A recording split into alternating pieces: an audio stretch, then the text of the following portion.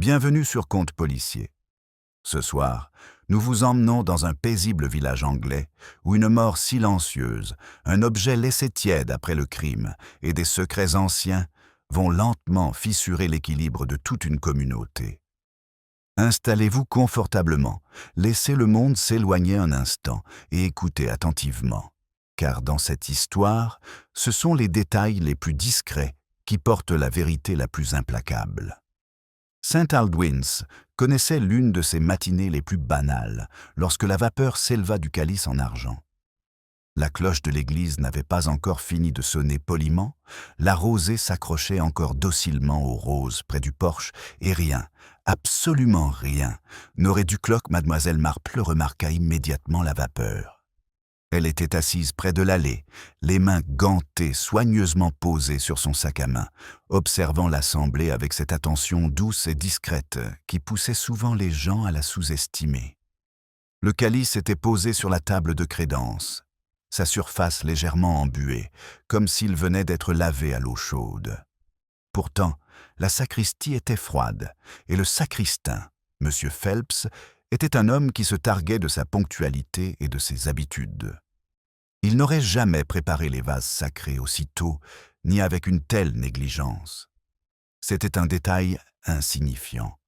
Personne d'autre ne l'avait remarqué. Mais Mademoiselle Marple avait appris depuis longtemps que les petits détails étaient souvent les plus importants. Le service se poursuivit. Les hymnes furent chantés avec l'enthousiasme mesuré habituel, le sermon du vicaire suivit doucement son cours moral bien rodé, et le village retrouva son rythme habituel de révérence et de routine.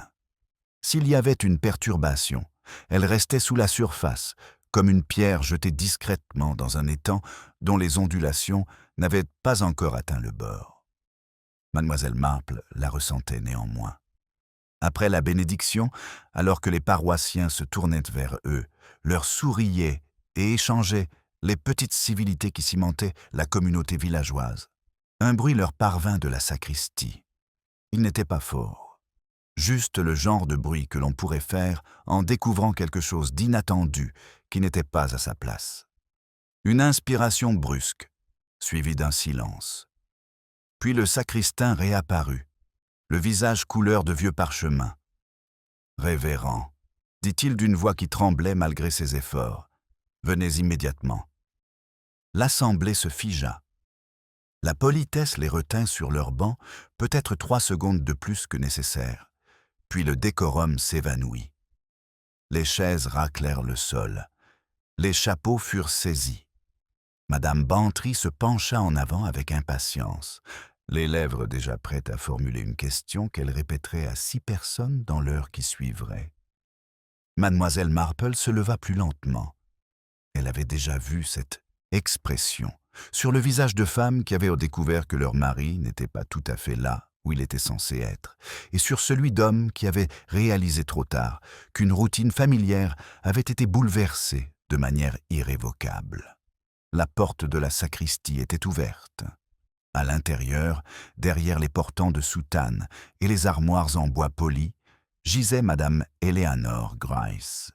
Elle était assise bien droite sur une chaise, comme si elle attendait patiemment le retour de quelqu'un. Ses mains reposaient sur ses genoux. Son chapeau, un excellent modèle en feutre orné d'un ruban discret, avait été retiré et posé avec soin sur la table à côté d'elle. Il n'y avait aucun signe de lutte, aucun signe de détresse, seulement un calme qui n'avait rien à voir avec le sommeil. Le docteur Haydock, appelé avec une rapidité admirable, se pencha sur elle et accomplit les formalités nécessaires. Il se redressa enfin et secoua la tête. « Elle est morte depuis plusieurs heures, » dit-il calmement. « Je dirais pendant la nuit. » Un murmure parcourut la pièce. Plusieurs personnes se signèrent sans trop savoir pourquoi. Madame Gryce, Eleanor Gryce. Son nom seul avait du poids à St. Aldwins. Elle faisait partie intégrante de la vie du village depuis plus de 40 ans, efficace, réservée, toujours correcte. Elle siégeait à 3 comités, s'occupait des fleurs de l'église et avait une mémoire légendaire pour les affronts, ce qui était, à sa manière, admirable. Ce n'était pas le genre de femme que l'on s'attendait à trouver morte dans la sacristie avant le service du matin. Mademoiselle Marple s'avança, le regard doux, l'expression compatissante. Elle ne regarda pas tout de suite le corps. Elle jeta plutôt un coup d'œil à la table. Le calice était toujours là. Sa surface argentée ne fumait plus, mais lorsque mademoiselle Marple se pencha légèrement, elle vit une légère condensation persister le long de sa tige. Quelqu'un l'avait tenue peu de temps auparavant. Quelqu'un qui avait les mains chaudes. Elle a dû arriver très tôt, dit madame Price, la femme du vicaire, d'un ton qui suggérait qu'une explication serait réconfortante. Éléanor était toujours consciencieuse. Oui, dit mademoiselle Marple doucement. Toujours. Pourtant, les personnes consciencieuses ne manipulaient généralement pas les vases sacrés au milieu de la nuit. Elles ne s'asseyaient pas non plus de manière aussi ordonnée après leur mort, comme si elles avaient été soigneusement disposées. L'inspecteur Slack arriva avant que l'Église ait vraiment décidé si elle était scandalisée ou simplement excitée. Il prit les choses en main avec une efficacité redoutable, posant des questions, prenant des notes et tentant, sans grand succès, de décourager les spéculations. Elle se sentait probablement mal et est venue ici pour trouver le calme, dit-il. Peut-être un problème cardiaque. Mais le calice, osa mademoiselle Marple, comme si cette idée venait de lui traverser l'esprit. L'inspecteur Slack y jeta un coup d'œil. « Qu'est-ce qu'il a ?»« Il était chaud, dit-elle. Tout à l'heure, il fronça les sourcils. Cela ne veut rien dire. De l'eau chaude. Quelqu'un l'a nettoyé. Mademoiselle Marple acquiesça immédiatement. Bien sûr. Elle remarqua cependant que M. Phelps était redevenu tout pâle.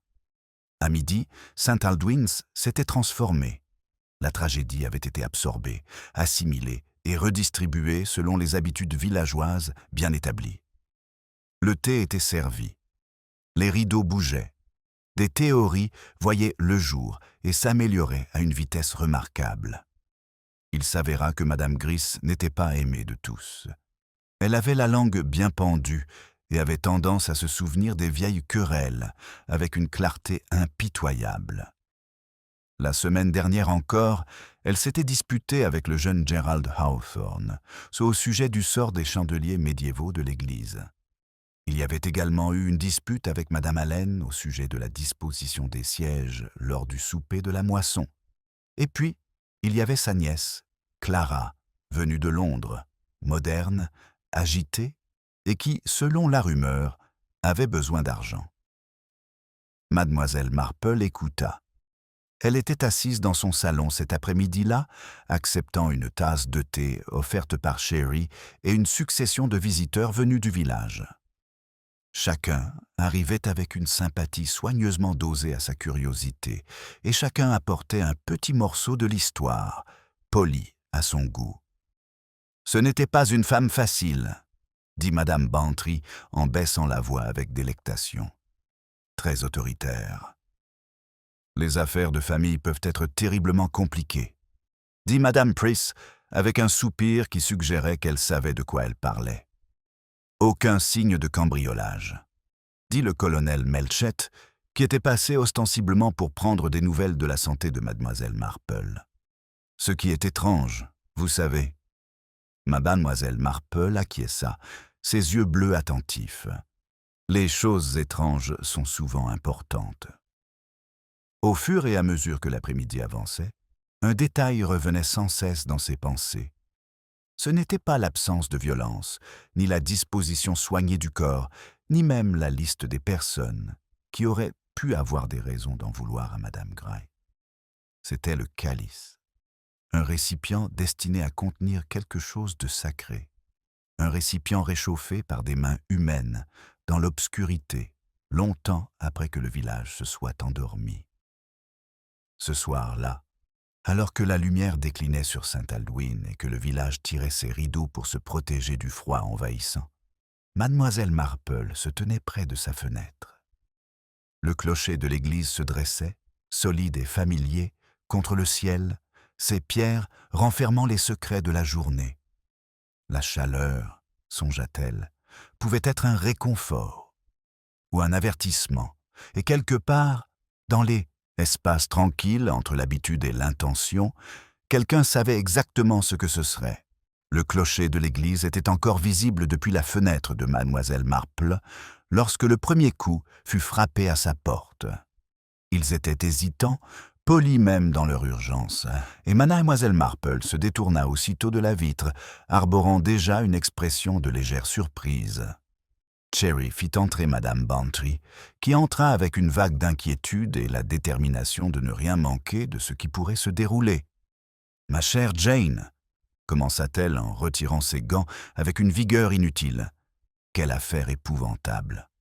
Je n'ai presque pas dormi. » Mademoiselle Marple sourit. « Non, en effet. Ces choses sont très troublantes. » Madame Bantry s'assit sur une chaise et se pencha en avant, baissant la voix bien qu'il n'y ait personne d'autre dans la pièce. Bien sûr, tout le monde dit des choses différentes. Certaines sont tout à fait ridicules. Mais quand même, on ne peut s'empêcher de se poser des questions.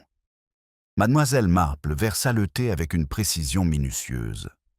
La vapeur s'éleva en volutes délicates et éphémères avant de se dissiper dans la pièce. Elle l'observa avec une attention tranquille. « Que disent-ils » demanda-t-elle. « Oh, toutes sortes de choses. Madame Allen est convaincue que c'est Clara, la pauvre fille, qui est venue de Londres avec ses dettes et ses idées modernes. Et puis il y a Gerald Hawthorne. Il était hors de lui à l'idée que Madame Grease ait pu modifier la disposition des chandeliers sans le consulter. » Mademoiselle Marple lui tendit la tasse. Les gens croient souvent que les sentiments forts conduisent naturellement à des actes terribles. « Eh bien, n'est-ce pas le cas ?» demanda madame Bantry. « Parfois, » répondit mademoiselle Marple. « Et parfois, les sentiments forts conduisent simplement à un comportement très prudent. » Madame Bantry marqua une pause, ne sachant pas si c'était un signe d'accord ou de contradiction. Elle but une gorgée de thé, puis reprit le sourire. « Et l'inspecteur Slack a été partout. Il a posé des questions. Il est très dynamique. Il est convaincu qu'il s'agit d'une cause naturelle, vous savez, un problème cardiaque. »« Oui, » dit mademoiselle Marple doucement, « j'ai entendu dire. »« Mais alors, pourquoi tout ce remue-ménage? Pourquoi garder l'église fermée? Pourquoi emporter le calice ?» La main de mademoiselle Marple s'arrêta un instant au-dessus de la théière. « Il l'a emporté. »« Oh oui, il l'a emballé lui-même. Il a dit que c'était la procédure habituelle. »« Les procédures habituelles, » murmura mademoiselle Marple, « sont très rassurantes. » Lorsque madame Bantry fut partie, avec le sentiment d'avoir apporté une contribution utile, mademoiselle Marple resta assise un moment. La maison était à nouveau calme, à l'exception du tic-tac de l'horloge et du léger craquement du bois qui se tassait. Elle pensa à la sacristie, froide et ordonnée, et au calice retiré de son emplacement, avec un soin officiel. La chaleur ne durait pas longtemps, songea-t-elle. Elle s'estompait rapidement, à moins que quelque chose ne continue à l'alimenter. Le lendemain, le jour se leva, lumineux et trompeusement joyeux. Saint-Aldwyn s'adapta avec une rapidité admirable. La tragédie, comme le temps, fut absorbée dans les conversations et la routine, et dès le milieu de la matinée, le village avait commencé à réagir sérieusement. Chez le boucher, madame Allen parla avec sévérité de bienséance et fit allusion de manière sombre à des griefs de longue date. À la poste, madame Price exprima une tristesse teintée de soulagement, sans pouvoir expliquer précisément pourquoi. Les enfants furent réduits au silence, puis oubliés, puis réduits à nouveau au silence, alors qu'ils jouaient sous les haies. Mademoiselle Marple évoluait au milieu de tout cela, comme un petit courant discret. Elle s'arrêta à la porte pour parler au colonel Melchett, s'attarda près du green avec un panier dont elle n'avait pas particulièrement besoin et accepta une invitation à prendre le thé au presbytère. Madame Price servit le thé avec un air de martyr tranquille. « Cela a été tellement épuisant, » dit-elle. Éléanore était, très exigeante. On avait toujours l'impression qu'elle nous surveillait. « Surveillait » répéta mademoiselle Marple. « Oui, même quand on faisait de son mieux. » La bouche de madame Price se crispa. Elle avait des idées très arrêtées sur la façon dont les choses devaient être faites. Sur les gens. Venait-elle parfois à l'église la nuit ? Demanda mademoiselle Marple, comme si cette idée venait de lui traverser l'esprit. Madame Price fronça les sourcils. La nuit ? Non, je ne crois pas. Elle n'aimait pas les efforts inutiles. Et le calice ?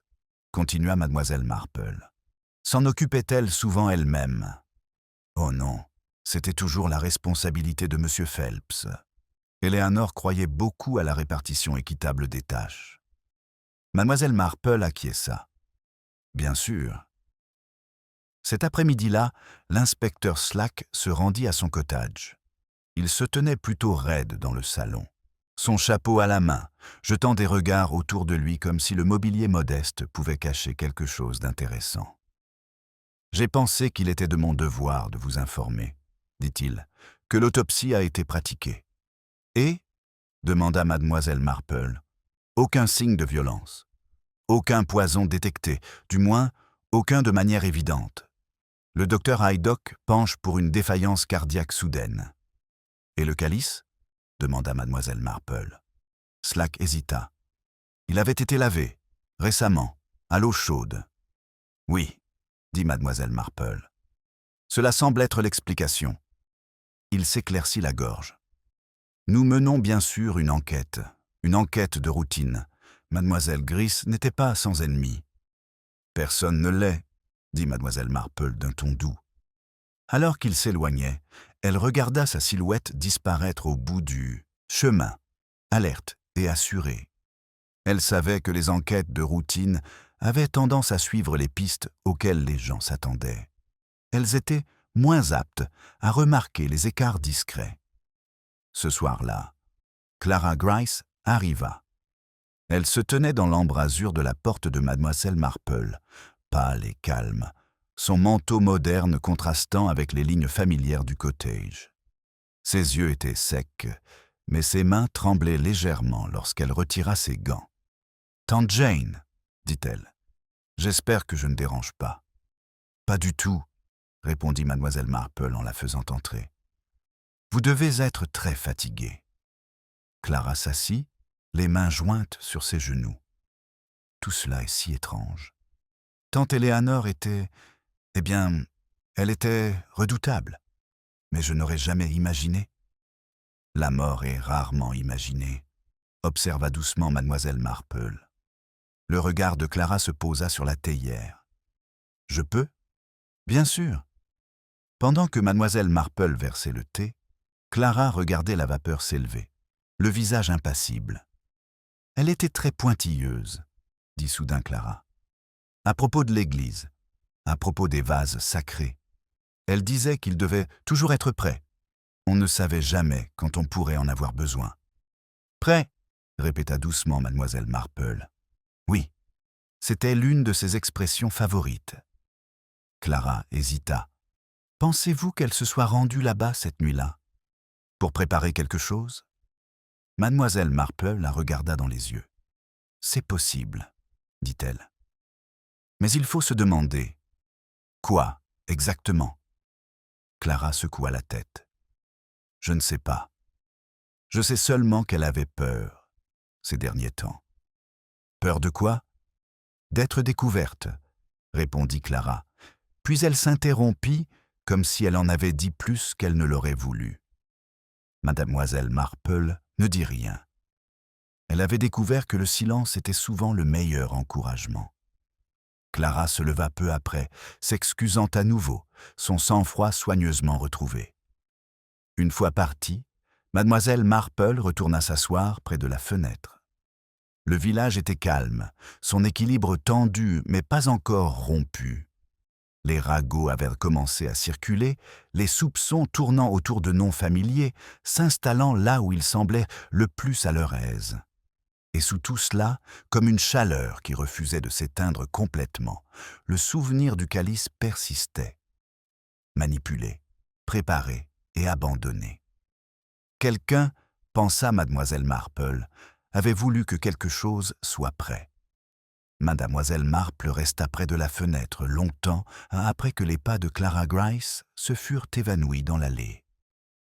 Le cottage s'était installé dans ses bruits du soir.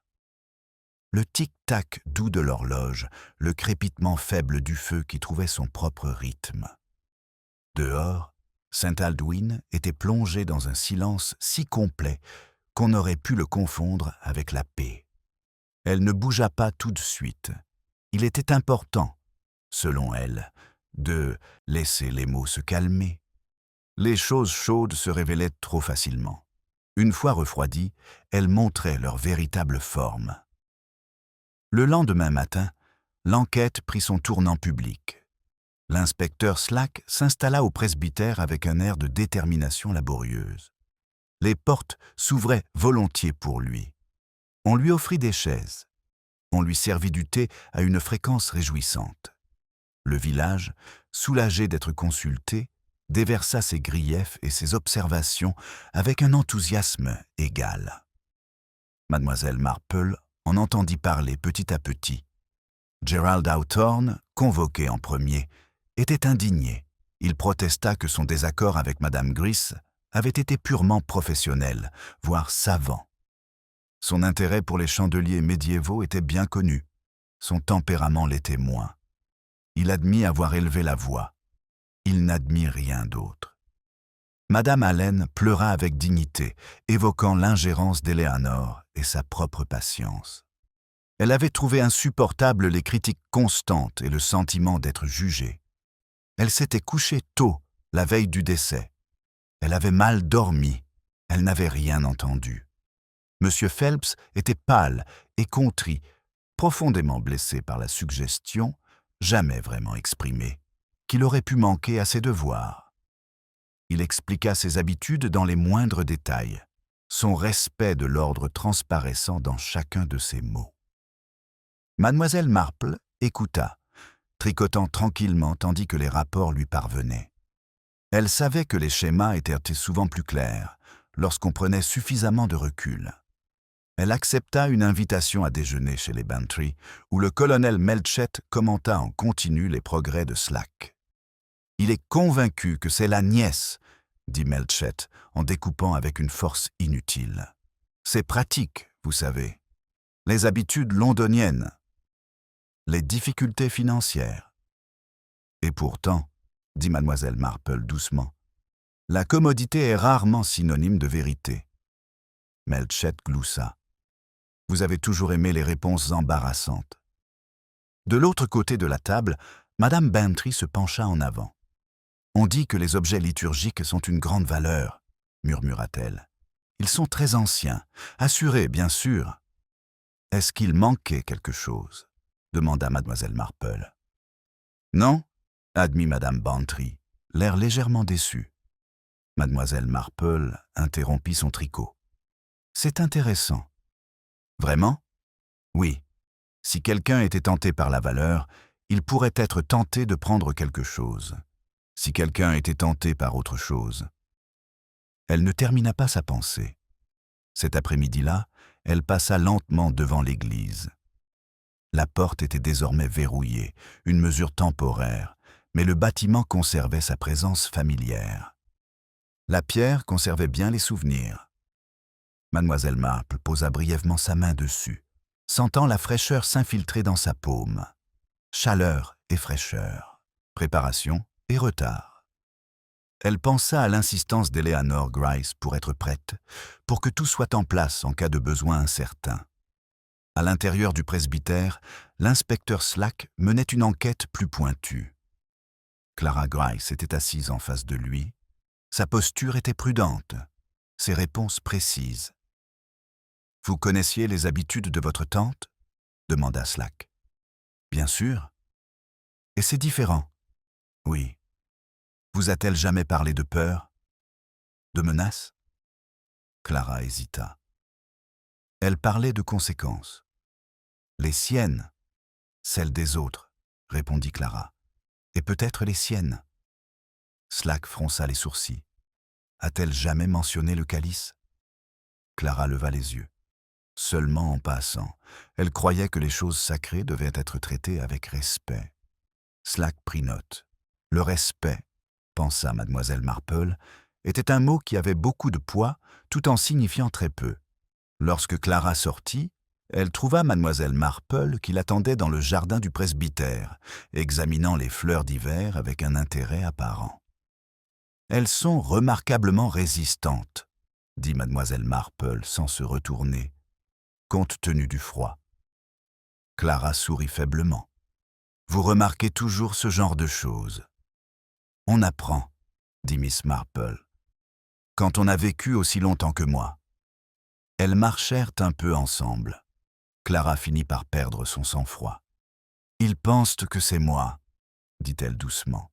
« Les gens pensent souvent que le coupable est forcément celui qui est le plus proche, » répondit Miss Marple. « Cela leur évite d'avoir à chercher plus loin. »« Et vous ? » ?»« Je pense, » dit Miss Marple doucement, « que votre tante était une femme qui aimait organiser les choses, y compris peut-être les siennes. » Clara s'arrêta.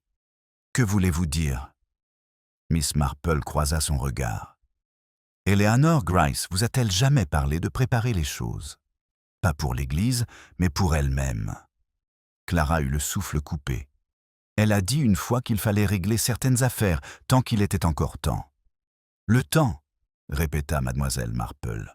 « Voilà un autre mot à surveiller. » Ce soir-là, les ragots aboutirent à leur première conclusion certaine.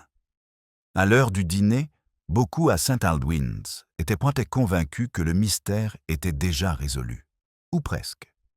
Une nièce troublée, une relation tendue, une mort sans violence. Comme les choses pouvaient être simples, quand on le souhaitait. Mademoiselle Marple resta assise seule, sans toucher à son souper pendant un moment. Elle pensa aux femmes qu'elle avait connues, des femmes calmes et redoutables qui organisaient leur vie avec soin et attendaient des autres qu'ils se conforment à leurs règles. Elle savait que ce genre de femmes n'abandonnait pas facilement le contrôle. Plus tard, Cherry lui apporta un mot. Il provenait de M. Phelps, écrit d'une main anxieuse, demandant à s'entretenir avec mademoiselle Marple à sa convenance. Elle réfléchit un instant, puis le plia soigneusement. « Oui, dit-elle, cela me convient parfaitement. » Le sacristain arriva le lendemain matin, son chapeau froissé entre les mains. Il parlait par phrases hésitantes. Sa détresse était évidente. « Je n'ai rien dit à l'inspecteur, » finit-il par dire. « Je ne pensais pas que cela avait de l'importance. »« Qu'est-ce que c'était ?» demanda mademoiselle Marple avec gentillesse. « Le calice. Madame Grace m'a demandé de le laisser dehors, la veille au soir. Elle a dit qu'elle pourrait en avoir besoin tôt le lendemain. A-t-elle dit pourquoi? Non, mademoiselle, elle a seulement dit que c'était important. Et est-elle venue? Monsieur Phelps déglutit. Je ne l'ai pas vue. Mademoiselle Marple hocha la tête. Merci de me l'avoir dit. Une fois qu'il fut parti, elle retourna s'asseoir, les mains jointes. La piste évidente, réfléchit-elle, menait tout droit à Clara Gryce, qui avait à la fois le mobile et l'opportunité. C'était une piste que l'inspecteur suivrait avec confiance. Mais Eleanor Gryce était une femme qui n'aimait pas les évidences. Elle préférait la préparation, la vigilance, une chaleur persistante là où elle n'aurait pas dû être. Quelqu'un s'était assuré que le calice était prêt. Quelqu'un voulait qu'il soit là. Et quelqu'un, mademoiselle Marple, en était de plus en plus certaine, avait compté sur le village pour choisir la réponse la plus simple. Mademoiselle Marple resta assise quelque temps après le départ du sacristain, les mains légèrement jointes, le regard perdu dans le vide. Dehors, le village continuait à vaquer à ses occupations. Des portes s'ouvraient et se fermaient. Des voix flottaient et s'évanouissaient. Mais dans son esprit, certaines pièces commençaient à s'assembler avec une netteté dérangeante. L'évidence, songea-t-elle, était rarement accidentelle. À midi, l'enquête de l'inspecteur Slack avait pris une nouvelle direction, plus ferme. L'atmosphère d'exploration hésitante avait cédé la place à quelque chose de plus décisif, presque vivement satisfait. Le village le ressentit immédiatement, réagissant avec un curieux mélange de soulagement et d'excitation. Après tout, un suspect donnait forme à l'inquiétude. Clara Grice fut priée de rester un peu plus longtemps à St. Aldwyn. La demande fut formulée poliment, presque avec des excuses, mais son sens était clair. Madame Bantry en informa Mademoiselle Marple dans l'heure qui suivit, les yeux brillants de l'importance d'être la messagère de cette nouvelle. « Ils disent qu'elle est très bouleversée, » confia-t-elle. « Naturellement. Mais après tout, si l'on n'a rien à cacher. »« Oui, » dit Mademoiselle Marple. « C'est ce que les gens disent.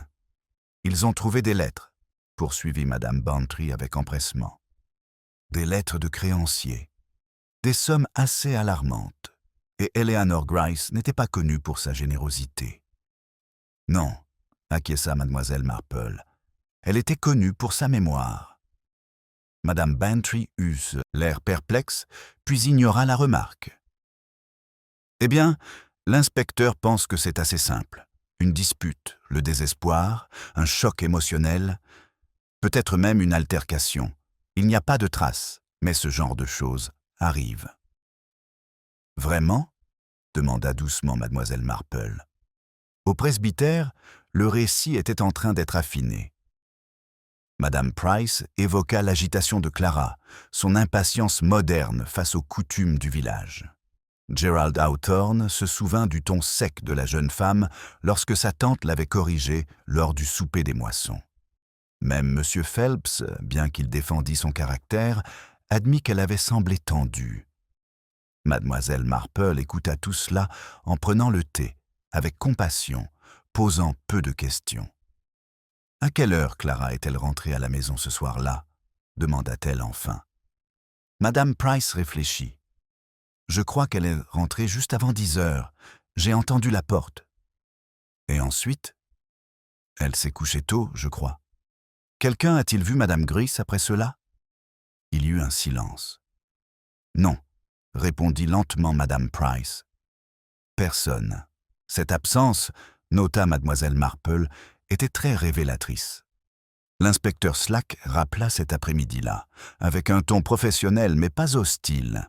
« Nous devrons peut-être vous demander de faire une déposition, » dit-il. « Vous parliez souvent à la défunte. »« Oui, » répondit Mademoiselle Marple. « Nous discutions des affaires du village. »« Et du calice, » ajouta-t-il, presque comme une réflexion après coup. « C'est vous qui avez mentionné sa chaleur. »« C'est vrai, » acquiesça Mademoiselle Marple. « Nous avons établi que Madame Grice avait demandé à M. Phelps de le laisser à l'air libre. Cela suggère qu'elle avait l'intention de s'occuper tôt des affaires de l'Église. »« Ou tard, » dit Mademoiselle Marple. Slack fronça légèrement les sourcils. « Dans tous les cas, cela la place dans la sacristie de son propre chef. »« En effet, » dit Mademoiselle Marple. « Et cela place-t-il quelqu'un d'autre là-bas ?»« Non, » répondit fermement Slack. « Il n'y a aucune preuve de cela. »« La preuve, » pensa Mademoiselle Marple, était un autre mot qui signifiait souvent ce que l'on s'attendait à trouver. Alors qu'il se levait pour partir, elle osa poser une dernière question. « Inspecteur, avez-vous réfléchi à la raison pour laquelle Madame Grice aurait besoin que le calice soit prêt pendant la nuit ?» Il sourit, avec une certaine indulgence. « Les dames âgées peuvent être étranges. »« Oui, » dit Mademoiselle Marple, « elles le peuvent. » Ce soir-là, le village se resserra autour de sa conclusion. Les rideaux furent tirés plus tôt. Les conversations s'atténuèrent, acquérant la satisfaction confidentielle d'une croyance partagée. L'histoire, désormais racontée et répétée, gagna en cohérence. Clara Grice, isolée dans la maison de sa tante, en supportait le poids avec un calme qui s'amenuisait d'heure en heure. Mademoiselle Marple, qui lui rendit visite avec un panier de scones, la trouva assise, près du feu, les yeux fixés sur les flammes sans vraiment les voir. « Il me regarde différemment », dit Clara sans préambule. « Oui », répondit doucement Mademoiselle Marple. « C'est toujours douloureux. » « Je l'aimais, » poursuivit Clara brusquement. « Elle était difficile, elle effrayait les gens. Mais c'était quand même ma tante. »« L'amour et la difficulté ne sont pas opposés, » observa Mademoiselle Marple. Clara rit une fois, brièvement. « Ils pensent que je voulais son argent. » C'était le cas. Clara hésita. « Je voulais la liberté. » Mademoiselle Marple acquiesça. « Ce n'est pas la même chose. » Elles restèrent assises, en silence, pendant un moment. Le feu crépitait doucement. Finalement, Mademoiselle Marple reprit la parole. « Votre tante vous a-t-elle jamais parlé de confession ?» Clara leva brusquement les yeux. « Confession ? Oui. Se décharger d'un poids. Mettre les choses au clair. Elle parlait de justice, dit Clara lentement. De comptes qui ne pouvaient rester en suspens. Avait-elle l'air effrayée? Clara réfléchit. Pas effrayée. Déterminée. Lorsque Mademoiselle Marple partit, elle s'arrêta à la porte, regardant en arrière vers la maison. Eleanor Grice y avait vécu avec précision et contrôle. Il était difficile de l'imaginer se livrer passivement au hasard. Le lendemain matin apporta un développement mineur mais révélateur. L'inspecteur Slack annonça que, dans l'attente d'une confirmation, le décès serait enregistré comme étant dû à des causes naturelles, aggravées par un stress émotionnel. L'implication était claire. Pas d'arrestation, pour l'instant, mais un nuage qui ne se dissiperait pas facilement. Le village réagit par un soupir collectif. L'ordre, en quelque sorte, avait été rétabli. Mademoiselle Marple ne partageait pas ce soulagement. Elle retourna seule à l'église et se tint une fois de plus devant la porte verrouillée. À travers la vitre, elle pouvait vaguement voir la sacristie, la table désormais nue, le calice emporté comme preuve. La chaleur se dissipait rapidement, à moins d'être renouvelée. La préparation impliquait une intention. Et l'intention, Mademoiselle Marple le savait, impliquait un choix. Quelqu'un avait profité de la soif du village pour trouver un coupable commode. Quelqu'un dont les actions étaient désormais dissimulées par la sympathie et la routine. Et Eleanor Grice, méticuleuse jusqu'au bout, n'avait pas laissé derrière elle le chaos, mais un malentendu soigneusement orchestré. Mademoiselle Marple resta un instant devant la porte verrouillée de l'église, son reflet faiblement visible dans la vitre. Derrière elle, le village poussait un soupir de satisfaction, satisfait de cette conclusion. C'était un son qu'elle avait entendu maintes fois auparavant, le soulagement confondu avec la résolution. Elle finit par se détourner et rentra lentement chez elle, d'un pas mesuré, mais avec des pensées tout sauf mesurées. Cet après-midi-là, Cherry apporta le courrier et avec lui un petit colis emballé dans du papier brun. Il portait l'adresse de retour du bureau diocésain. Mademoiselle Marple le regarda avec une légère curiosité avant de l'ouvrir avec précaution.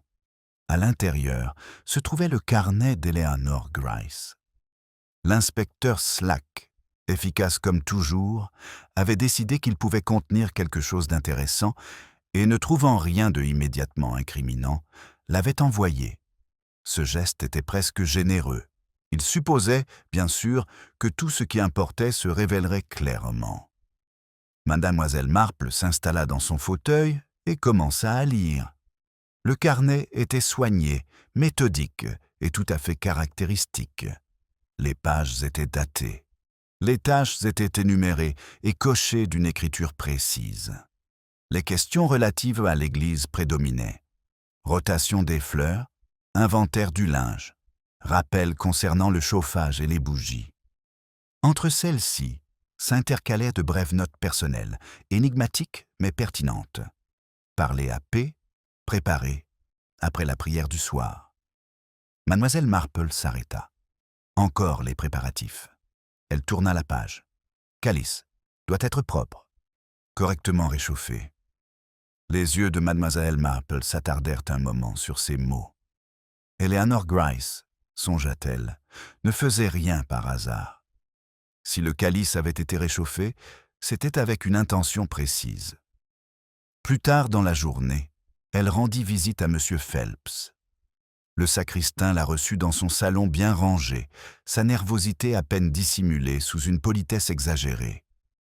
Mademoiselle Marple soupçonnait qu'il avait passé les jours précédents à revivre sa conversation avec Eleanor Gryce dans les moindres détails, avec une anxiété croissante. « Je n'arrête pas de penser que j'aurais dû dire quelque chose plus tôt, » dit-il en se tordant les mains. Mais cela ne me semblait pas important à ce moment-là. « Très peu de choses le sont, » répondit gentiment Mademoiselle Marple, « jusqu'à ce qu'elles le deviennent. » Elle lui demanda de lui décrire à nouveau sa dernière conversation avec Madame Gryce. « Elle est venue me voir après l'office du soir, » dit-il. « Elle m'a dit qu'elle souhaitait que le calice soit laissé à l'extérieur, nettoyé et prêt. Avait-elle l'air mal en point? »« Non, mademoiselle. Bien au contraire, elle était très calme. A-t-elle dit qu'elle viendrait elle-même? Non, elle a seulement dit qu'il devait être prêt. » Mademoiselle Marple acquiesça. « Et l'avez-vous réchauffé ?» Monsieur Phelps eut l'air surpris. « Le réchauffer? Eh bien, oui, je le rince à l'eau chaude après l'avoir poli. Cela le fait briller. Le faites-vous habituellement le soir? Pas toujours. Mais Madame Gryce était très pointilleuse. Bien sûr, dit Mademoiselle Marple. Merci. En partant, elle était plus que jamais convaincue qu'Eleanor Gryce ne s'était pas simplement rendue à la sacristie pour y mourir. Elle avait préparé ce moment. Peut-être même l'avait-elle anticipé. La pièce suivante arriva de manière inattendue. Gerald Hawthorne, l'antiquaire, rendit visite à Mademoiselle Marple le lendemain matin. Il arriva agité et indigné, serrant une liasse de papier. « J'ai réfléchi », commença-t-il sans préambule. « À propos de ce calice. »« Oui » l'encouragea Mademoiselle Marple. « Il n'est pas médiéval, » dit-il triomphalement. « Ou du moins, pas entièrement. Le bol est plus ancien, mais le pied a été remplacé il y a environ 50 ans. »« Remplacé ?» répéta Mademoiselle Marple. « Oui, après un incident. »« Quel genre d'incident ?» Hawthorne hésita. « Un décès. » Le regard de Mademoiselle Marple s'aiguisa. « Dites-moi. »« Il y avait une femme, » dit lentement Hawthorne, « bien avant mon époque. Une domestique employée chez les Gryce. Elle s'est effondrée pendant la communion. Elle est morte peu après. Et la cause? Officiellement, une crise cardiaque. Officieusement. Eh bien, il y avait des rumeurs. Elle avait été renvoyée brusquement, accusée de vol, humiliée publiquement. Mademoiselle Marple resta immobile. Et Eleanor Gryce? Elle a joué un rôle déterminant, admit Hawthorne. Elle était jeune à l'époque, très sûre d'elle. Mademoiselle Marple le remercia et le regarda partir, son esprit établissant déjà des liens entre le passé et le présent. Les rumeurs avaient tendance à refaire surface lorsqu'on les encourageait. Cet après-midi-là, elle rendit visite à Madame Allen, dont la mémoire était à la fois longue et sélective. « La domestique, » dit Madame Allen, les yeux brillants. « Oh, oui. La pauvre, elle s'est évanouie à l'église. Eleanor était convaincue que c'était par culpabilité. De culpabilité. À propos du vol, disait-elle. Eleanor affirmait qu'elle avait pris de l'argent. Cela a-t-il été prouvé? Madame Allen haussa les épaules. Non, mais Eleanor était très convaincante. Mademoiselle Marple rentra chez elle avec un sentiment de clarté grandissante. Eleanor Gryce croyait en la justice, mais selon sa propre définition. Elle était capable d'accuser sans preuve, d'arranger les événements pour obtenir le résultat qu'elle souhaitait. Encore de la chaleur, le calice réchauffé par des mains humaines, un endroit préparé. Ce soir-là, l'inspecteur Slack appela une nouvelle fois. « J'ai parlé au médecin légiste, » dit-il. « La cause reste naturelle. Il n'y a aucune raison de rouvrir le dossier. »« Non, » dit mademoiselle Marple. « Aucune raison. » Il la regarda d'un air sévère. « Vous n'êtes pas d'accord. »« Je me demande, » dit-elle doucement, « si madame Gris s'attendait à mourir. » Slack la fixa du regard. « C'est absurde. »« Vraiment ?» demanda mademoiselle Marple. Elle s'était arrangée pour que le calice soit réchauffé. Elle était venue préparée. Elle a peut-être pris quelque chose qui n'a pas été détecté. Il n'y avait pas de poison. Pas celui que vous avez cherché, répondit doucement mademoiselle Marple. Slack se leva. Vous suggérez un suicide? Je suggère un acte prémédité, dit mademoiselle Marple, ce qui n'est pas tout à fait la même chose. Une fois qu'il fut parti, elle reprit son carnet. Une dernière entrée attira son attention. La justice doit être visible. Mademoiselle Marple referma le livre. La justice visible, songea-t-elle, était souvent une justice mal orientée. Eleanor Grice était une femme qui comprenait le spectacle. Si elle avait choisi de mourir, elle l'avait fait d'une manière calculée pour produire des conséquences. La question était « pour qui ?» Dehors, les lumières du village s'allumaient une à une. L'équilibre avait été rétabli, mais il reposait sur une fausse compréhension. Quelque part dans ce calme, une vérité attendait, importune et tranchante. Mademoiselle Marple croisa les mains. Eleanor Grice avait réchauffé le calice pour une raison. Et cette raison, elle en était de plus en plus sûre, avait moins à voir avec la mort qu'avec l'accusation. Mademoiselle Marple resta assise longtemps après le départ de l'inspecteur Slack, le carnet d'Eleanor Grice fermé sur ses genoux. Dehors, les lampadaires du village brillaient de leur lumière rassurante, projetant de doux halos sur les haies et les ruelles. Saint-Aldwyn semblait à nouveau satisfait, ses routines réaffirmées, ses certitudes confortablement rétablies. Pourtant, mademoiselle Marple savait que la certitude n'était souvent qu'une politesse affichant un visage plus ferme. Le lendemain matin apporta avec lui un changement subtil dans l'atmosphère du village. Les soupçons qui s'étaient si fermement installés sur Clara Grice commencèrent à s'estomper. Ils ne disparurent pas, comme c'était rarement le cas. Mais ils se déplacèrent, cherchant un nouveau point d'ancrage, alors que les gens adaptaient leurs récits aux conclusions de l'inspecteur. On ne parlait plus de Clara aussi librement. La pitié se glissait dans les voix qui mentionnaient son nom. Même Madame Bantry admit, avec une pointe de réticence, que la jeune femme avait supporté cette épreuve avec un sang-froid admirable.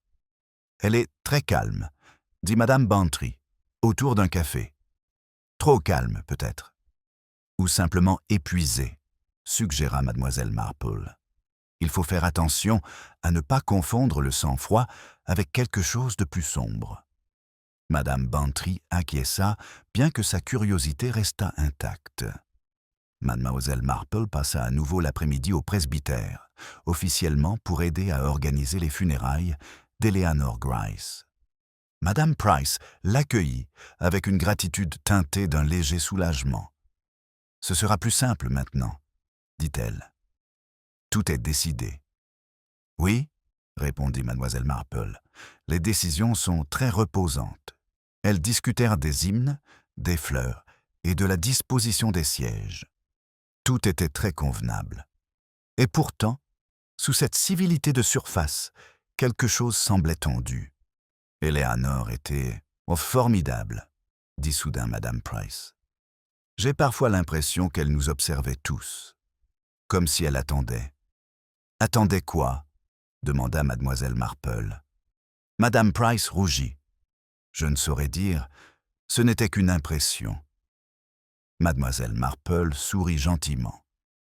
Les impressions sont souvent plus vraies que les explications.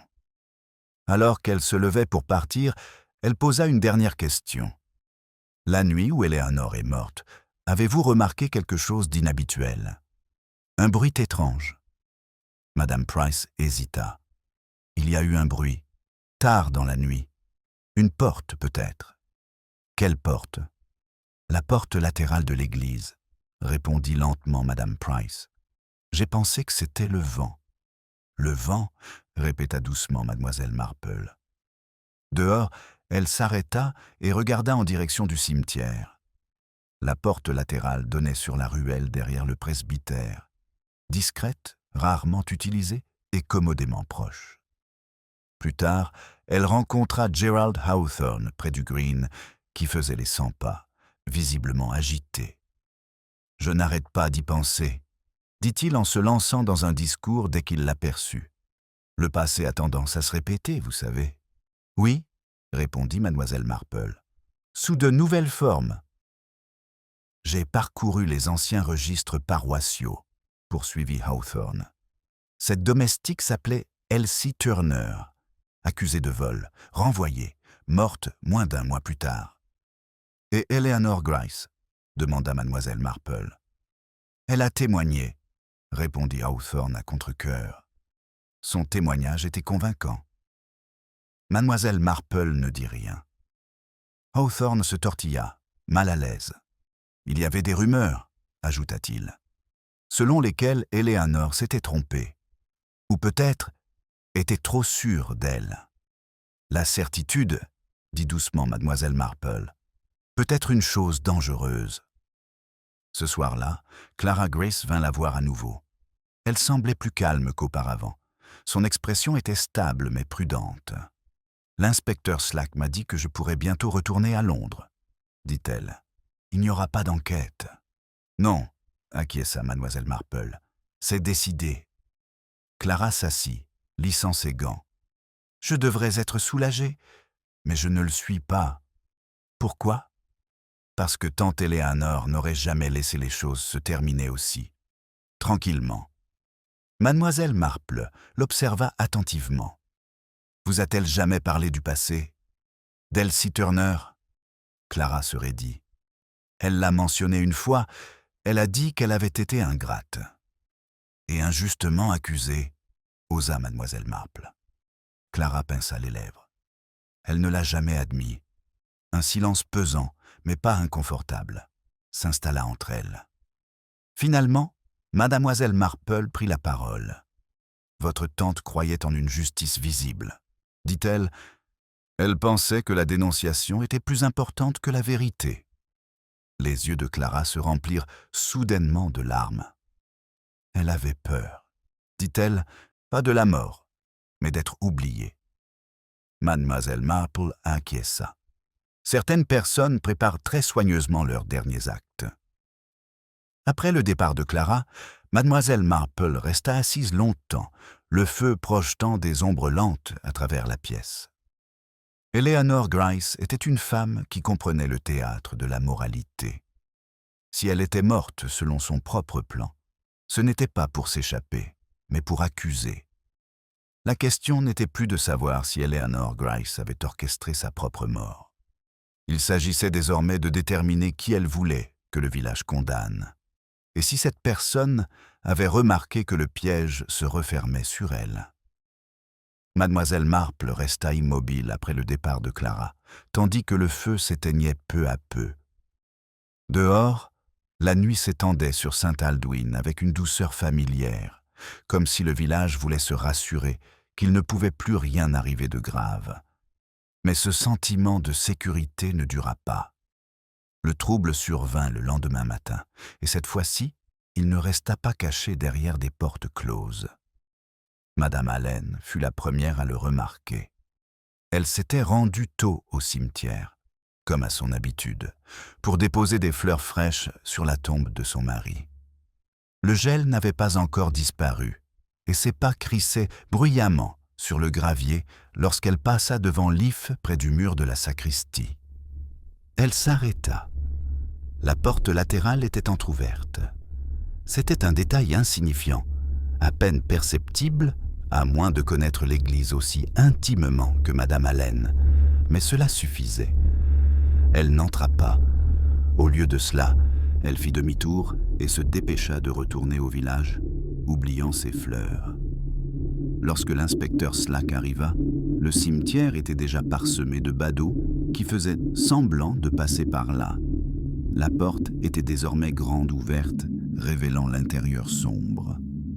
À l'intérieur de la sacristie, la table se trouvait à sa place habituelle, mais quelque chose de nouveau y était posé. Le calice avait été rendu. Il reposait exactement au centre de la table, poli jusqu'à briller d'un éclat terne. Et en dessous, disposé avec une intention évidente, se trouvait un morceau de papier plié. Mademoiselle Marple arriva peu après, marchant sans se presser malgré l'urgence qui régnait dans l'air. Elle ne se précipita pas et ne posa aucune question. Elle se contenta de se tenir un peu à l'écart et d'observer. L'inspecteur Slack déplia le papier en fronçant les sourcils. Il comportait une seule phrase, écrite de la main indubitable d'Eleanor Gryce.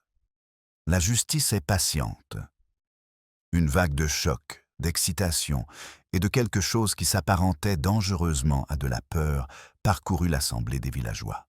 « C'est son écriture, » murmura Madame Bantry. « Je la reconnaîtrai entre mille. » Le visage de Slack s'assombrit.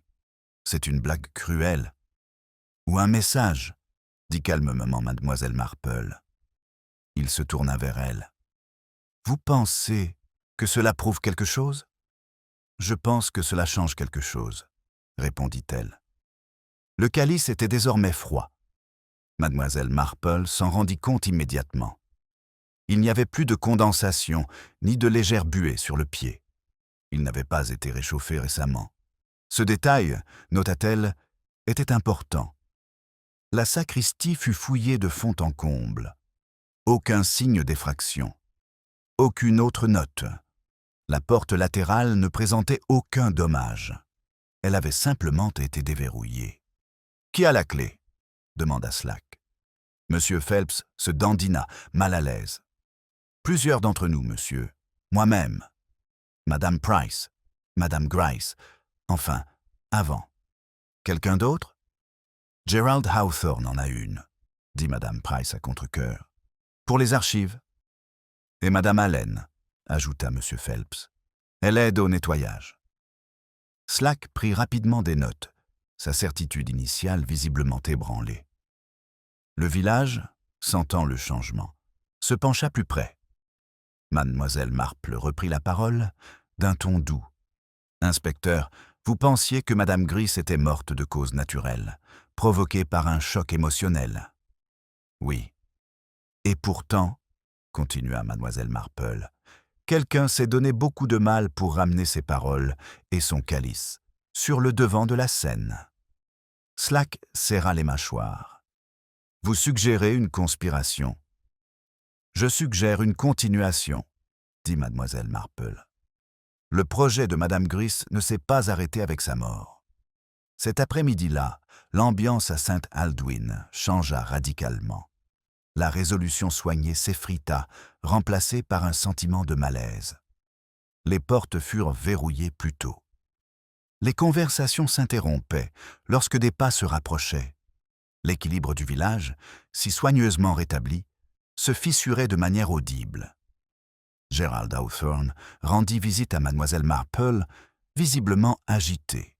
« Je n'ai pas mis cette note-là, » dit-il d'emblée. « Je le jure. »« Je ne pensais pas que vous l'aviez fait, » répondit Mademoiselle Marple. « Mais quelqu'un utilise son écriture, » poursuivit-il. « Ou peut-être a-t-elle été écrite plus tôt ?»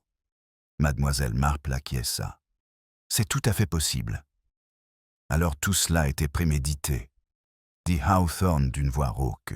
« Tout ?»« Oui, » acquiesça Mademoiselle Marple, très soigneusement. Plus tard, Madame Allen apparut, son calme initial ayant disparu. « Elle nous hante, » dit-elle en serrant son châle. « Cette femme nous hante. » Mademoiselle Marple lui prit doucement la main. « Non, ma chère. Les fantômes ne disposent pas les objets avec autant de soin. » À la tombée de la nuit, l'inspecteur Slack revint, sa confiance remplacée par de la frustration. « La note aurait pu être placée là par n'importe qui, dit-il. Mais cela change la donne.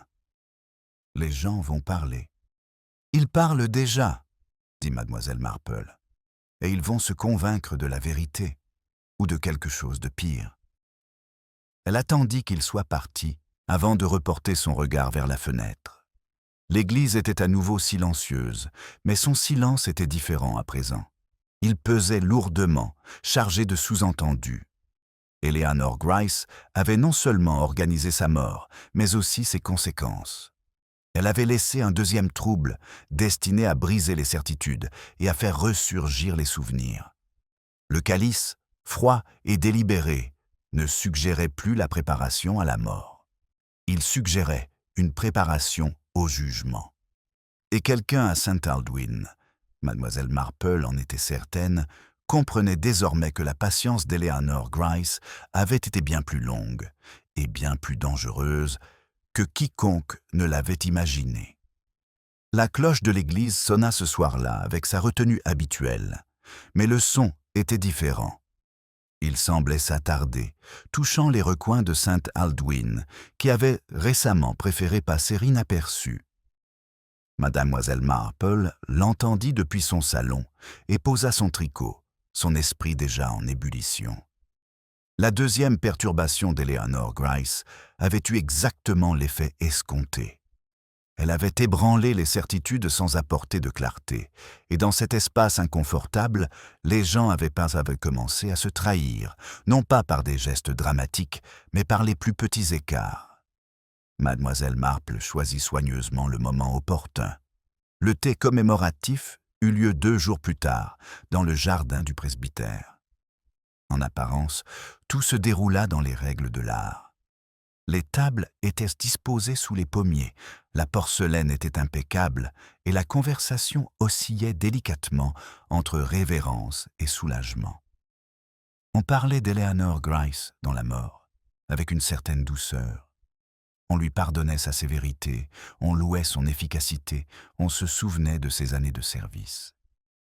Miss Marple prit place parmi eux, discrète comme toujours. Madame Allen servit le thé avec des mains qui tremblaient un peu plus que nécessaire. Gerald Hawthorne évita complètement la table des marguilliers. Monsieur Phelps rôdait près de la haie, désireux de se rendre utile et impatient de disparaître. Et Madame Price observait. C'est Madame Price que Miss Marple observait en retour. La femme du vicaire se déplaçait parmi les invités avec une grâce acquise par l'habitude, acceptant les condoléances, donnant des instructions à Cherry lorsque les tasses se vidaient et offrant de petits sourires qui n'atteignaient pas tout à fait ses yeux. Elle était, remarqua mademoiselle Marple, une femme habituée à l'ordre et à être considérée comme sa gardienne. Au moment opportun, mademoiselle Marple se leva. « J'ai été très touchée, » dit-elle doucement, sans s'adresser à personne en particulier, par le sens de la préparation d'Éléonore. Même à la fin, la conversation s'interrompit poliment. Elle croyait, poursuivit mademoiselle Marple, que certaines choses ne devaient jamais être laissées en suspens, que cette préparation était un devoir moral. La main de madame Price s'arrêta au-dessus de la théière. « Oui, dit-elle, cela ressemble bien à Éléonore. Et le calice, ajouta doucement mademoiselle Marple. Elle y tenait beaucoup. Madame Price sourit faiblement. Tout à fait. Mademoiselle Marple pencha la tête. N'est-ce pas une chance qu'il ait été rendu? Quel réconfort de voir des objets familiers retrouvés. Une lueur traversa le visage de madame Price. Un soulagement, rapidement masqué. Oui, dit-elle. Une chance. Mademoiselle Marple n'en dit pas plus. Elle n'en avait pas besoin. Ce soir-là, elle rendit visite à madame Price en privé, apportant avec elle une petite boîte de biscuits et un air légèrement inquiet. Je me demandais, dit mademoiselle Marple une fois qu'elles furent assises, « si vous alliez bien. Vous sembliez tendue pendant le thé. » Madame Price rit trop vite. « Oh, tout cela a été plutôt éprouvant. »« Bien sûr, » dit mademoiselle Marple. « On se sent responsable, surtout quand on détient des clés. » Madame Price se raidit. « Des clés ? De la porte latérale, » continua mademoiselle Marple d'un ton léger. « Nous sommes nombreux à oublier à quel point elle représente une marque de confiance. »« Oui, » dit madame Price. « Naturellement. » Mademoiselle Marple but une gorgée de thé. « Eleanor vous faisait beaucoup confiance, je pense. » Le sang-froid de madame Price vacilla. « Elle pouvait être difficile. »« Oui, » acquiesça mademoiselle Marple. « Elle pouvait aussi être accusatrice. » Un silence dense mais courtois s'installa entre elles. « Vous saviez pour Elsie Turner » dit enfin mademoiselle Marple. La tasse de madame Price tinta légèrement contre sa soucoupe. « C'était il y a longtemps. »« Assez longtemps, » dit mademoiselle Marple, pour que la culpabilité s'installe confortablement. Madame Price se leva brusquement. « Tout cela est tout à fait déplacé. »« Vraiment ?» demanda gentiment mademoiselle Marple. Eleanor Gryce croyait que la justice devait être rendue publique. Elle croyait que la dénonciation importait plus que la clémence. La voix de madame Price baissa d'un ton. Elle avait tort. « Oui, » dit mademoiselle Marple. Et elle le savait. Les mots restèrent suspendus entre elles, précis et délibérés. « Elle a réchauffé le calice, » continua mademoiselle Marple, « pour suggérer une préparation. Elle a laissé son carnet pour suggérer un plan. Elle s'est assurée que les soupçons retomberaient là où c'était le plus facile, sur les jeunes et les vulnérables. » Madame Price la fixa du regard. « Vous ne pouvez pas prouver. »« Je n'en ai pas besoin, » dit mademoiselle Marple avec gentillesse. « J'ai seulement besoin de savoir qui reconnaîtrait son écriture instantanément. Qui saurait où le calice était conservé. Qui se sentirait obligé de terminer ce qu'Eleanor Gryce avait commencé. » Madame Price s'enfonça dans sa chaise. « Elle a ruiné cette fille, » dit-elle soudainement. « Elsie Turner. Elle a ruiné sa vie avec un mensonge, et quand Eleanor est tombée malade, elle m'a dit qu'elle avait l'intention d'avouer pour soulager sa conscience, pour être félicitée pour son honnêteté. » Mademoiselle Marple acquiesça. « Et vous ne pouviez pas permettre cela. »« Elle aurait tout détruit, » murmura madame Price. « La position de mon mari, la paix de l'Église, le village. »« Alors vous avez rendu le calice, » dit doucement mademoiselle Marple, « et la note, pour rappeler à tout le monde l'autorité d'Eleanor. » Madame Price ferma les yeux. Elle avait tout prévu, tout, sa mort, les soupçons, le souvenir. « Oui, » acquiesça mademoiselle Marple. « Mais elle n'avait pas prévu votre peur. Le piège s'était refermé doucement, sans force ni accusation. » Mademoiselle Marple se leva en lissant sa jupe. « Vous allez parler à l'inspecteur Slack, » dit-elle. « Parce que la patience d'Eleanor Gryce était destinée à condamner, mais la vôtre n'a pas à le faire. » Alors que mademoiselle Marple ressortait dans l'air du soir, la cloche de l'église sonna une nouvelle fois. Le son était inchangé, mais sa signification s'était affinée. La justice, songea-t-elle, était rarement aussi patiente que les gens l'imaginaient. Mademoiselle Marple ne se précipita pas chez l'inspecteur Slack. Elle resta un moment dans le calme de son salon, le feu réduit en braise, entouré d'objets familiers inchangés. Elle savait qu'il était important de laisser les événements suivre leur cours. Eleanor Gryce avait très bien compris ce principe. Pour être efficace, la dénonciation exigeait de la patience et un bon timing. C'est l'inspecteur Slack qui vint la voir. Il arriva le lendemain matin, son attitude ayant nettement changé. La certitude vive avait disparu, remplacée par une irritation teintée d'une curiosité réticente. « J'ai reçu une déclaration, » dit-il sans préambule, « de madame Price. » Mademoiselle Marple inclina la tête. Oui. Elle affirme qu'Eleanor Gryce avait l'intention de faire une sorte de confession, à propos d'une domestique, il y a plusieurs décennies. Oui. Et qu'Eleanor avait mis en scène sa propre mort pour forcer la vérité à éclater au grand jour. Slack ricana. Cela semble théâtral. Eleanor Gryce était une femme théâtrale, répondit mademoiselle Marple, à sa manière, très sobre. Slack fit les 100 pas dans la pièce. Même si c'était vrai, cela n'explique pas tout. Non, acquiesça mademoiselle Marple, cela explique l'intention, pas l'aboutissement. Il s'arrêta. Vous pensez qu'elle s'est suicidée? Je pense qu'elle a choisi la manière dont elle allait mourir, dit Miss Marple doucement. Elle a préparé le décor. Elle s'est assurée que le calice serait chaud pour suggérer qu'il avait été manipulé récemment et attirer l'attention. Elle a s'écrit des notes pour guider l'interprétation. Mais la cause réelle était naturelle, termina Slack. Oui, dit Miss Marple. Elle s'est appuyée sur la faiblesse de son cœur et sur le timing. Slack expira bruyamment. Et Madame Price? Madame Price, dit mademoiselle Marple, avait peur de ce qu'Eleanor Gryce dirait. Peur du scandale qui s'ensuivrait. Peur que l'équilibre du village soit brisé. Alors elle a rendu le calice, dit lentement Slack. Et la note? Pour perpétuer l'autorité d'Eleanor, répondit mademoiselle Marple. Pour suggérer que le jugement persistait. Pour effrayer ceux qui se souvenaient d'Elsie Turner et les réduire au silence, ou les pousser à avouer. Slack la fixa du regard, y compris elle-même. Oui. Il resta silencieux pendant un long moment. Nous allons devoir rouvrir le dossier. Le licenciement d'Elsie Turner.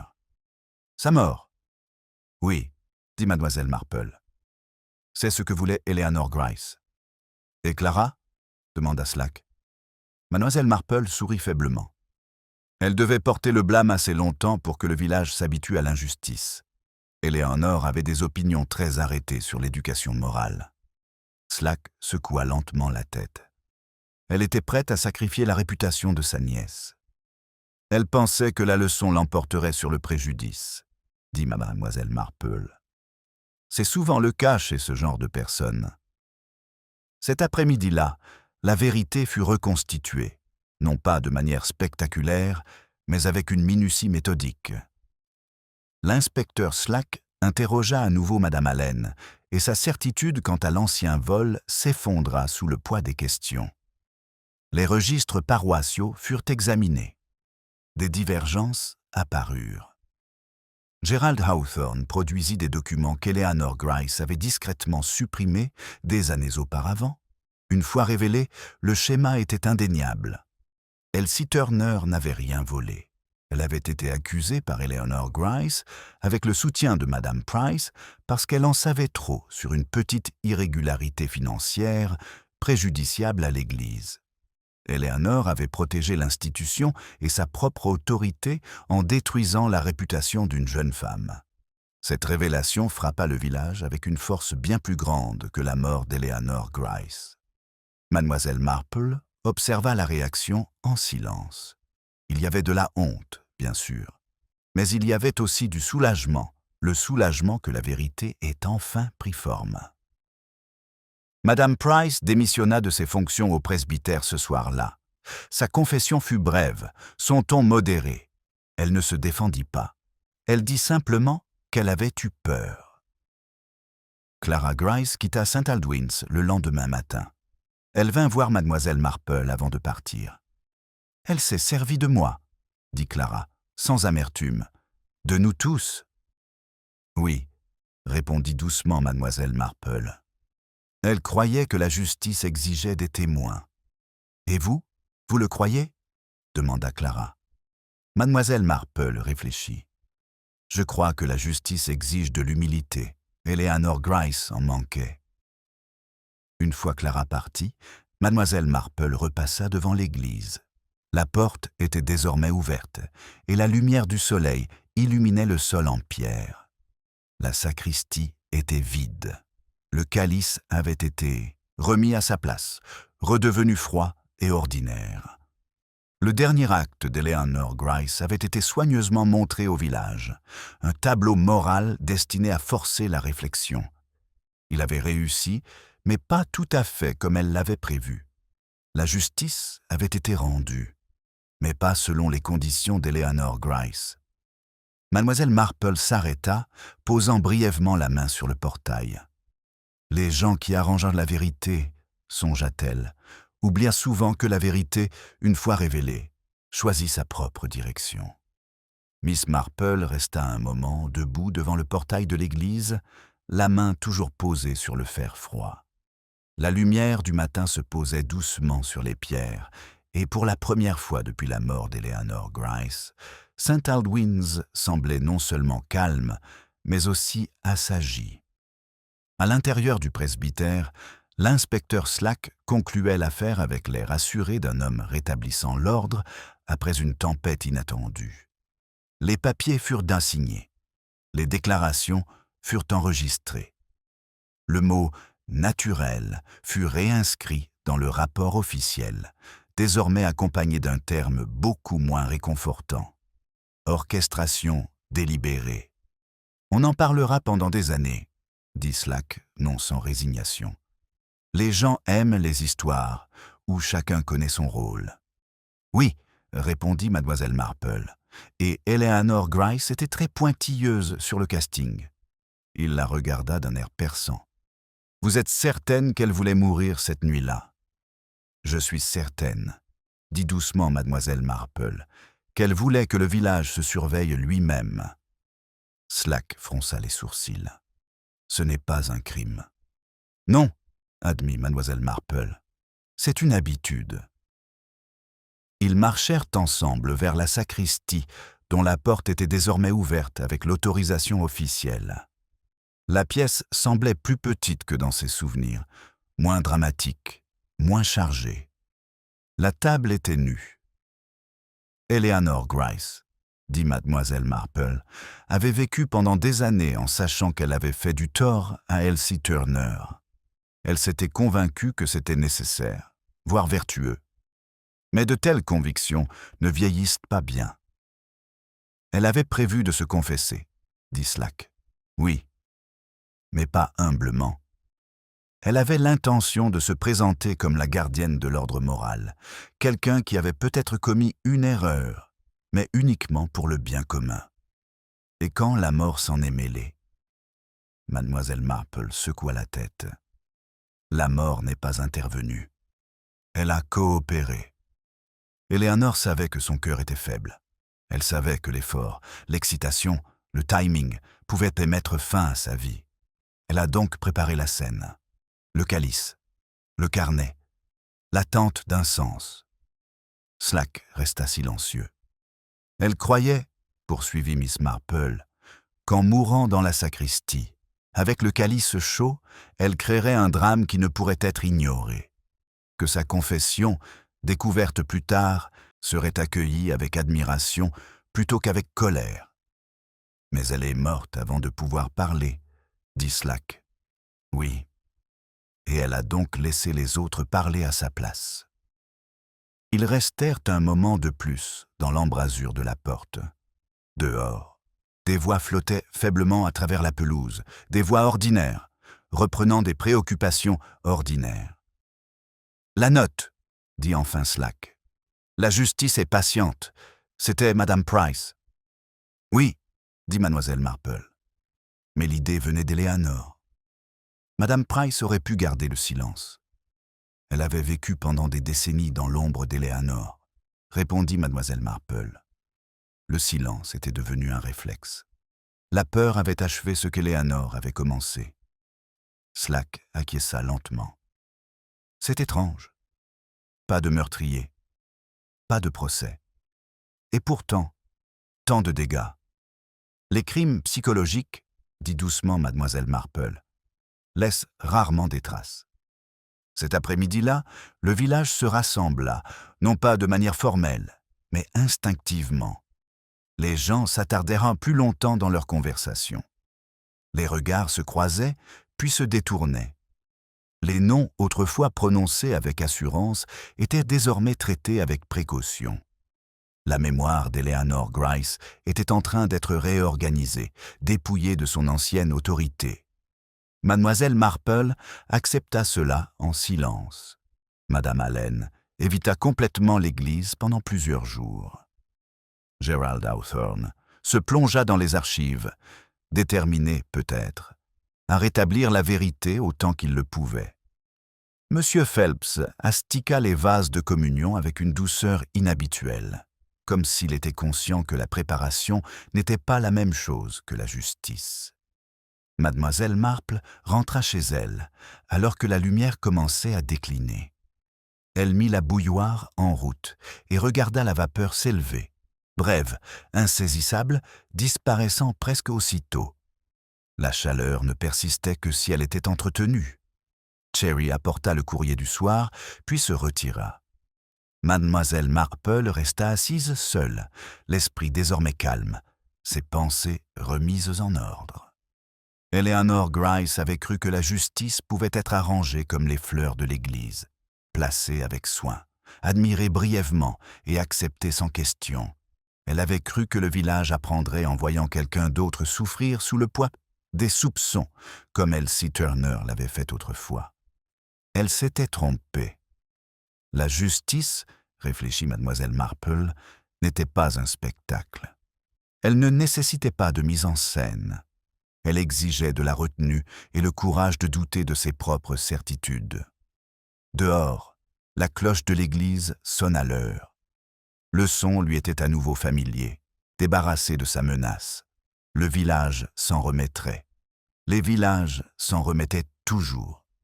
Mais quelque chose d'essentiel avait changé, silencieusement et irrévocablement. Et cela, pensa mademoiselle Marple, était le véritable héritage d'Eleanor Gryce. La cloche de l'église avait fini de sonner lorsque mademoiselle Marple sortit dans l'air matinal, le son laissant derrière lui un silence qui semblait nouvellement acquis. St. Aldwyn's n'avait pas changé d'aspect. Les haies étaient taillées, les chemins balayés. Les cottages se composaient comme ils l'avaient toujours fait. Et pourtant, le village semblait avoir légèrement changé d'attitude, comme si un poids avait été déposé, pas entièrement retiré, mais reconnu. Mademoiselle Marple marcha lentement vers le green. Elle n'avait aucune destination en tête. Il lui suffisait, pensait-elle, d'observer comment les gens se comportaient, maintenant que l'histoire avait trouvé sa fin. À la poste, Madame Allen faisait la queue, un panier en équilibre sur le bras. Elle salua mademoiselle Marple d'un bref signe de tête, prudent, puis détourna aussitôt le regard.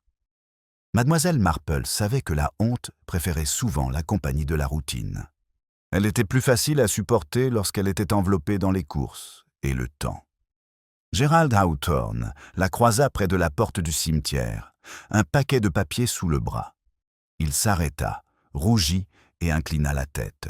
« On m'a demandé de rédiger une note, dit-il, à propos d'Elsie Turner, pour les registres paroissiaux. »« Oui, » répondit mademoiselle Marple. « Ce serait approprié. » Il hésita. « J'aurais aimé que cela ait été fait plus tôt, comme beaucoup de gens, » répondit mademoiselle Marple. Après coup. Au presbytère, les chambres de madame Price étaient déjà en train d'être vidées. Les fenêtres étaient ouvertes, les rideaux tirés pour laisser entrer la lumière. Madame Price elle-même était partie séjourner chez sa sœur à Bath, son départ s'étant fait dans le calme et sans remarque. Il n'y aurait pas de censure officielle, pas de jugement public, seulement l'absence. Mademoiselle Marple ne le regrettait pas. Elle avait appris que la punition était un instrument contondant. La reconnaissance était plus tranchante et souvent beaucoup plus durable. Elle se tourna enfin vers l'église, franchit le portail et s'arrêta près de l'if. La porte de la sacristie était désormais fermée, correctement verrouillée, les clés redistribuées avec un soin solennel. À l'intérieur, le calice avait été remis à sa place, poli, froid et ordinaire. il le resterait. Mademoiselle Marple s'assit un instant sur le muret de pierre, les mains jointes, le regard fixe. La présence d'Eleanor Gryce planait ici plus qu'ailleurs, non pas comme un spectre, mais comme un schéma enfin compris. Eleanor était une femme qui croyait que la moralité exigeait une chorégraphie. Il fallait montrer au village comment ressentir, qui soupçonner, où chercher. Elle avait fait confiance au spectacle. Mademoiselle Marple se leva, lissa sa jupe et poursuivit son chemin. À la maison, Cherry avait préparé le déjeuner avec une précision réfléchie. Mademoiselle Marple mangea tranquillement, attentive au simple réconfort que cela lui procurait. Il y avait de la satisfaction dans ces petits arrangements honnêtes, des choses préparées non pas pour faire de l'effet, mais pour être utilisées. Dans l'après-midi, la lettre de Clara Gryce arriva. Elle était brève, écrite depuis Londres, et dépourvue de reproches. Clara remerciait mademoiselle Marple pour sa gentillesse et disait qu'elle avait l'intention de se construire une vie ailleurs, une vie qui ne serait pas façonnée par les jugements hérités. Elle ne mentionnait pas le nom de sa tante. Mademoiselle Marple plia la lettre et la rangea soigneusement dans son tiroir. La liberté, songea-t-elle, était rarement accordée. Elle était généralement revendiquée, parfois à un prix élevé. À l'approche du soir, le village se rassembla une fois de plus à l'église, non pas pour une cérémonie, mais par habitude. Les vêpres se déroulèrent dans un ordre paisible. Les hymnes étaient familiers, les prières banales. C'était exactement ce dont le village avait besoin. Mademoiselle Marple prit place près de l'allée, l'air serein. Le calice fut apporté au moment prévu, manipulé avec soin, son argent captant la lumière sans insistance. Mademoiselle Marple remarqua, avec une approbation discrète, que les mouvements de M. Phelps étaient désormais plus lents, plus délibérés. La préparation, pensa-t-elle, avait retrouvé son sens véritable. À la fin du service, les gens s'attardèrent brièvement, échangeant de petites courtoisies. La tension qui avait autrefois aiguisé chaque regard s'était adoucie. Elle ne disparaîtrait pas complètement. Ce genre de choses ne disparaissait jamais. Mais elle s'était installée dans la mémoire, où elle ne pouvait plus commander. Mademoiselle Marple sortit alors que le crépuscule tombait, l'air frais contre ses joues. Elle s'arrêta sur le chemin, regardant en arrière le clocher de l'église se détacher sur le ciel qui s'assombrissait. Eleanor Gryce avait voulu que justice soit faite. Elle avait voulu que le village soit témoin d'un jugement façonné par ses propres convictions. Au final, le village avait vu tout autre chose. Le danger de la certitude, la violence silencieuse d'une accusation vertueuse et la longue ombre projetée par des décisions prises sans humilité. Miss Marple pensa que c'était une leçon suffisante. Elle se dirigea vers chez elle, sans se presser. Demain apporterait ses préoccupations habituelles, la météo, le courrier, peut-être une visite de Madame Bantry avec de nouvelles spéculations déjà en gestation. La vie reprendrait son cours tranquille. Derrière elle, Saint Aldwyn retrouvait son calme nocturne, l'équilibre rétabli non pas par l'oubli, mais par la compréhension. Mademoiselle Marple sourit faiblement. La justice, lorsqu'elle finissait par s'imposer, ne s'annonçait pas avec chaleur ou spectaculaire. Elle arrivait discrètement et restait.